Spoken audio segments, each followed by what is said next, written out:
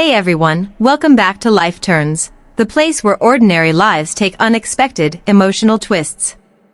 Today's story will touch your heart and maybe even remind you that sometimes, the people we love the most are the ones who test us the hardest. So, sit tight and listen till the end, because this one, it hurts deep. My name's Daniel. I'm 27 now, but this story started a few years ago when I was still finding my footing in life. I grew up in a small, struggling family, my mom, my younger brother Jake, and me. Dad left when I was 12, and from that day, Mom worked 2 jobs just to keep food on the table. I used to admire her strength, her sacrifice. But as I grew older, I realized love in our family wasn't as balanced as it should have been. Jake was always her favorite, the golden child. The one who deserved a break because life was too hard on him. Even when he messed up, Mom found excuses. He dropped out of college, wrecked his car, lost jobs, and every single time, she called it bad luck. I, on the other hand, learned early that if I wanted something, I'd have to earn it myself. So I did. I studied hard, saved every penny, and after years of struggle, I landed a remote tech job that finally paid well.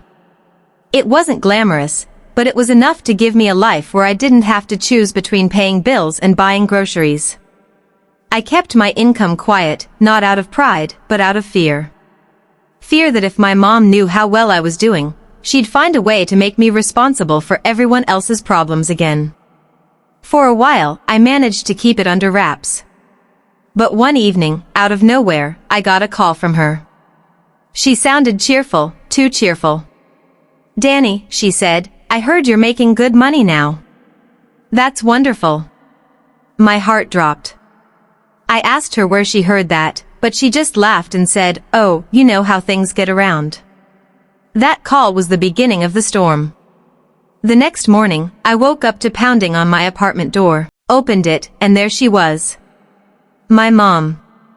Standing right there with Jake beside her, both holding suitcases. My breath froze. What are you doing here?" I asked, completely confused.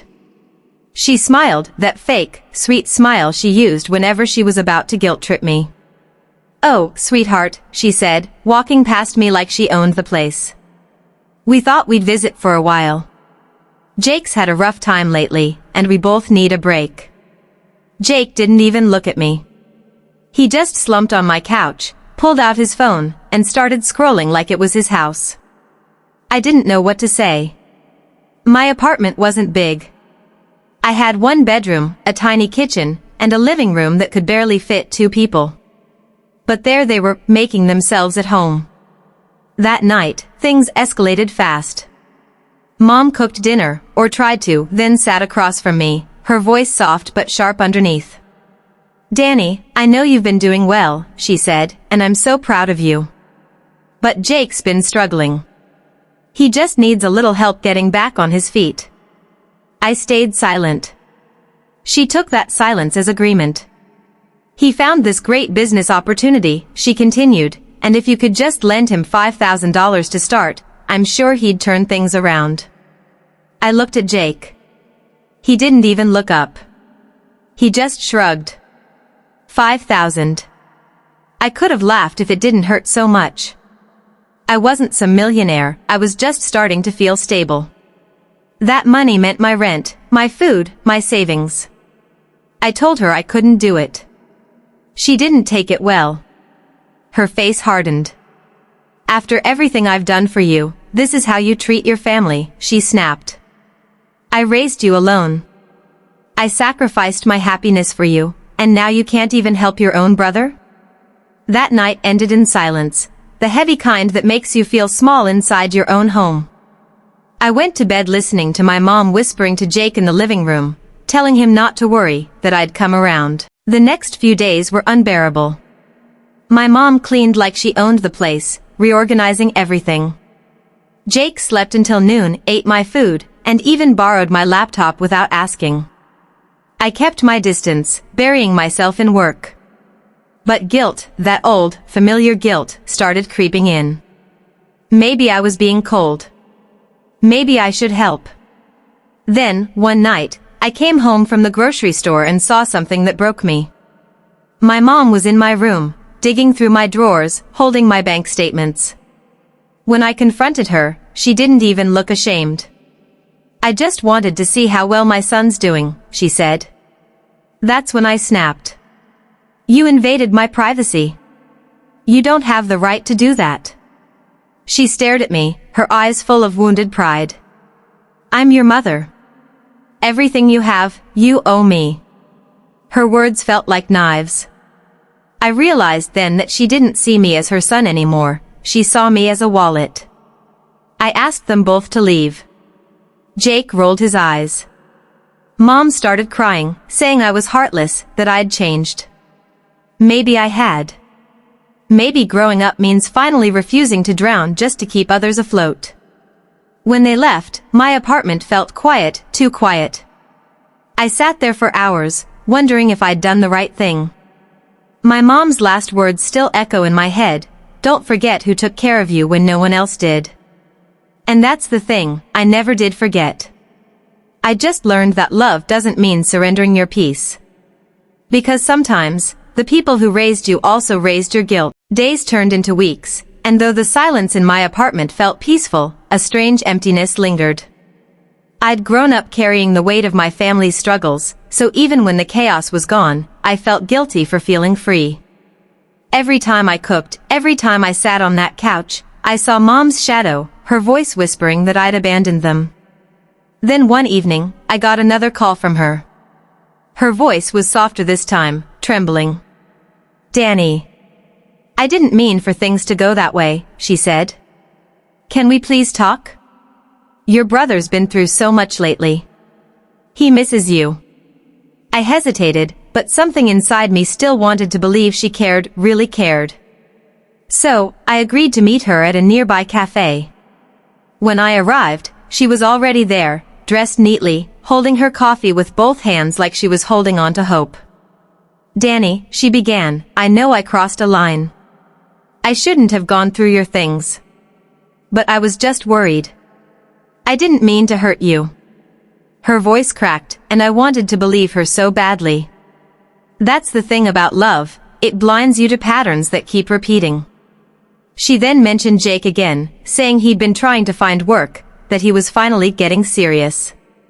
She just needed a little help covering his rent until he got back on his feet. I didn't answer right away. She must have seen the hesitation on my face, because her tone shifted. "Danny, please," she whispered, "you know how hard it is for him. He's your brother." That word of a brother hit me like a punch. Growing up, I'd always wanted to be the kind of brother Jake could look up to. But somewhere along the line, I realized he didn't want a brother, he wanted a safety net. Still, against my better judgment, I transferred a few $100s to help. It wasn't much, but it was enough to ease my guilt. For a few weeks, things seemed calmer. Mom texted me more often, little updates, family pictures, polite check-ins. I thought maybe things were getting better. But peace never lasts long when guilt is the foundation. One afternoon, while I was working, I got another knock on my door. When I opened it, my stomach dropped. Jake again. But this time, he was alone. His face looked tired, desperate even. "Mom kicked me out," he said bluntly. "I need a place to stay." I wanted to shut the door. Every cell in my body told me this was the start of another storm. But then I remembered all those nights when we were kids, sharing a single blanket, whispering about how we'd make life better someday. Against all logic, I let him in. The first few days went fine. Jake acted polite, cooked a little, even helped with dishes. But slowly, his old habits crawled back. He started sleeping all day, leaving messes everywhere, borrowing money just until next week. I didn't even know what he was doing with it. Then one night, I came home late from work, and my laptop was gone. I searched everywhere, my heart pounding. I called Jake, but his phone was off. Hours later, he stumbled in, eyes red, smelling of alcohol. When I demanded to know where my laptop was, he shrugged. "Relax," he muttered, "I pawned it." I'll get it back next week. That was it. I lost it. Years of swallowed anger exploded. You stole from me, Jake. I gave you everything I could, and you still take more. What's wrong with you? He glared at me, his voice rising. What's wrong with me? You think you're better than us now? Just because you make a few bucks? You've always looked down on me, and Mom knows it too. Before I could respond, he stormed out, slamming the door so hard the frame cracked. I just stood there, shaking. My own brother, the person I'd defended all my life, had robbed me without a hint of remorse. The next morning, Mom called. What did you do to your brother? She demanded. He called me crying. You're supposed to help him, not throw him out. I couldn't believe it. Mom, he stole from me. He sold my laptop. But she didn't want to hear it. If you hadn't pushed him so hard, he wouldn't have had to. You've forgotten what family means, Daniel. That sentence broke something inside me. Family, to her, was never about love. It was about obligation. I hung up and sat on the floor, surrounded by silence that felt heavier than any argument. Over the next few days, I didn't hear from either of them.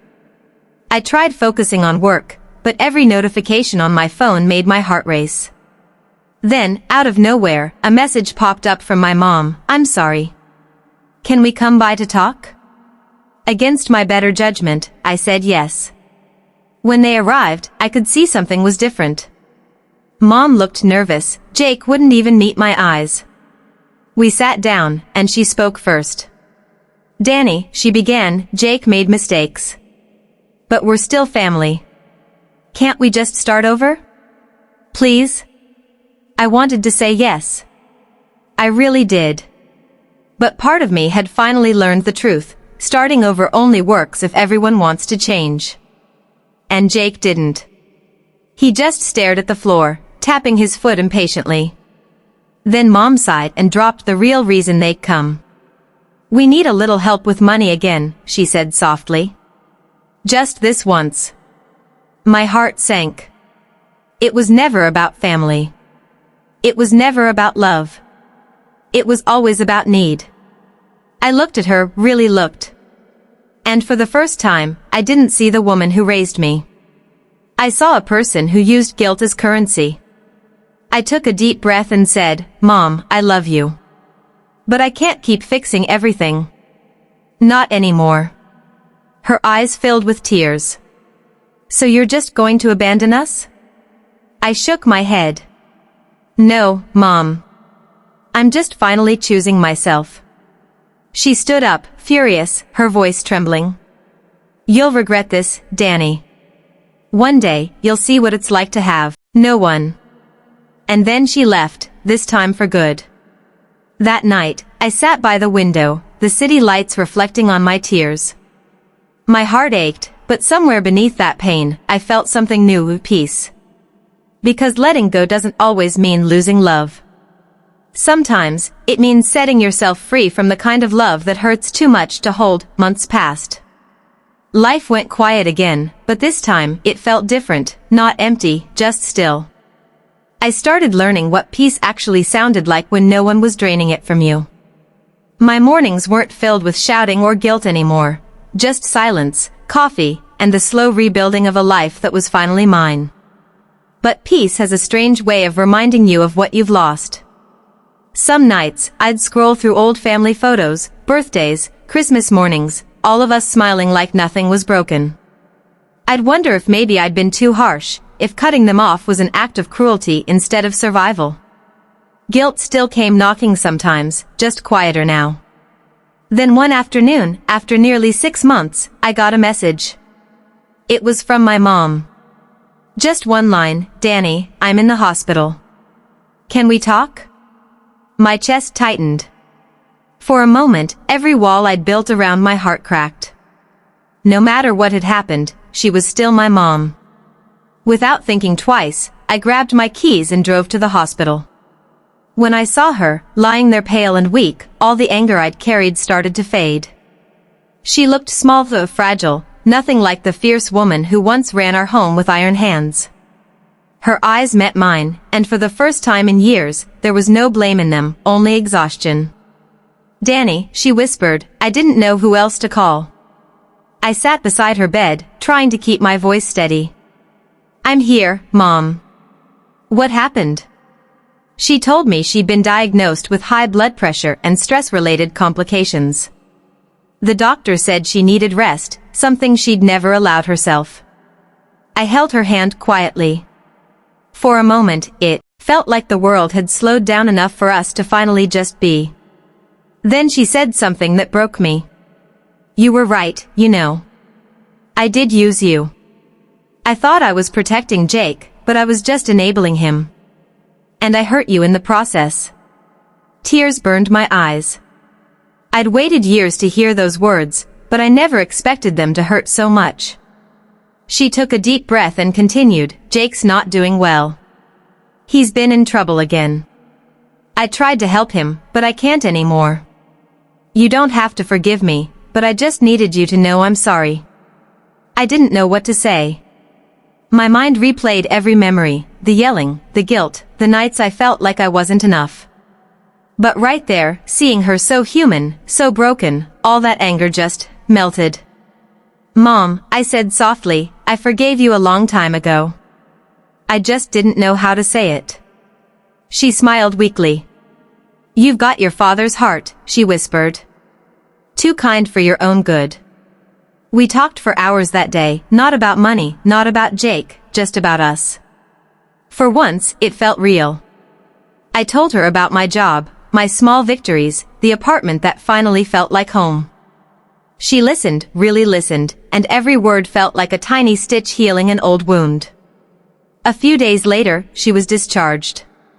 I helped her pack up her things, took her home, and stayed the night just to make sure she was okay. She promised she'd try to make things right, not by asking for anything, but by letting me live without guilt. Jake didn't show up that week, or the next. Mom said he'd moved to another city, chasing another opportunity. Part of me wanted to believe he'd change. But deep down, I knew some people don't learn until they have to face themselves, alone. Weeks turned into months again, and slowly, I began visiting Mom more often. Not out of obligation, but choice. The conversations were softer now, filled with warmth instead of demands. It was strange, after everything, to find peace in the same person who once caused so much pain. One day, as we sat on her porch watching the sunset, she said something I'll never forget. "Danny, sometimes love makes us blind. I thought being a good mother meant giving everything, even when it hurt you. But I see now, I was teaching you to carry burdens that weren't yours." I nodded, holding back tears. "And I thought loving you meant saying yes, even when it broke me." She smiled. I guess we both had to learn the hard way. There was no dramatic reconciliation, no perfect ending, just two people learning how to forgive each other, one quiet moment at a time. A year later, Mom called me again, this time, her voice was lighter. She'd started volunteering at a local center, helping single parents find jobs. "It feels good," she said. "Helping without hurting." "And Jake?" I still get the occasional message from him. Some are apologies, others excuses. I don't hate him. I just stopped trying to save him. Because sometimes, love isn't about fixing others, it's about not losing yourself in the process. Looking back, I realized something powerful: family doesn't always mean peace, and walking away doesn't always mean hate. Sometimes it's the only way to teach love how to grow. So if you're listening right now and you've ever felt trapped between love and guilt, remember this: boundaries don't make you selfish. They make you whole. Because in the end, choosing yourself isn't betrayal, it's survival. And that's what Life Turns is all about, those painful, beautiful moments when everything changes, and somehow, you find your way back to yourself.